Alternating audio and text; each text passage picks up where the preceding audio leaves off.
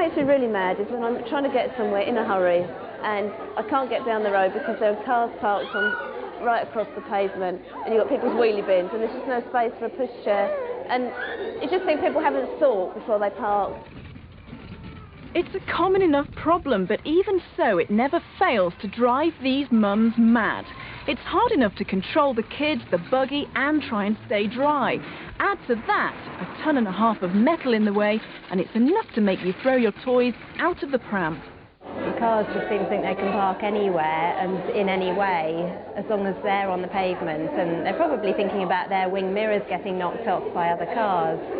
But I'm thinking about my children when I'm out there with a buggy. They do seem to be quite self-centred and don't give consideration to pedestrians. And it's not just mums who get wound up by cars in their paths.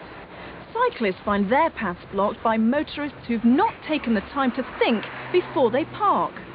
Here in Cambridge, whether the cycle lanes are voluntary or mandatory, cars cause a major hazard for those with pedal power. You're cycling around the corner, you've come round, you've got cars accelerating behind you, swinging around the corner, suddenly you've got your space in the road, but there's a car parked in front of you, so you either have to slam on your brakes or pull out and worry about the car coming right behind you. And it's worse still if you're blind or partially sighted. It's hard enough to walk down a clear footpath with ordinary obstacles like wheelie bins. The presence of a car can make the journey all the more disconcerting and dangerous. People parking on the pavement, they don't leave enough room for myself and my dog to get through. So that means we either have to try and squeeze through, or you have to go to the curb and go off the pavement, which puts myself, my life and my dog's life in danger. So why do motorists do it? Well, the trouble is that most of our towns and cities just weren't designed for the car. Drivers say that often there simply isn't an alternative to parking in other people's way. There aren't many other options if you are driving children to school by car. There's little else you can do. Here we've got a problem with cars and parking, and whether it's more car parks or double yellow lines, I don't know. Double yellow lines shift cars elsewhere, and there's nowhere to go. You try, but I mean, like you can see where we're parked now, there's no way can I park anywhere else. Where else can I park? You know, there's nowhere I can park, is there? I mean, if I pull up on front of the place I want to pick up, then I actually block the pathway up. So how should the problem be tackled? Is it simply up to the police to crack down? We have the powers of the law to prosecute these people for obstruction, but again, it's an issue I would urge people to think about. When you park your car, don't just think of yourself, think of other people. Am I going to inconvenience somebody else in the way that I've parked this vehicle? Other solutions are being tried.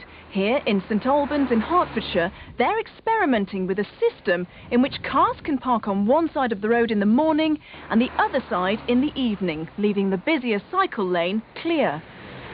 Cambridgeshire County Council wants to convert more voluntary cycle lanes into mandatory ones, but local people often object.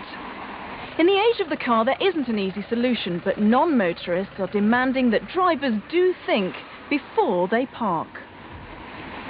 Every time I'm out there, I'm thinking, is it worth spending half an hour getting the kids in the buggy and then, you know, what could be a 10-minute run being half an hour because I'm in and out and up the road and down the pavement. Is there something you think we should be taking on? This programme's been produced by a new unit set up to tackle the issues that matter to you, whether it's thoughtless parking or a nursery being forced to close. If it's important to you, it's important to us. But it doesn't have to be bad news. Perhaps there's something wonderful happening in your community that you think the world should know about.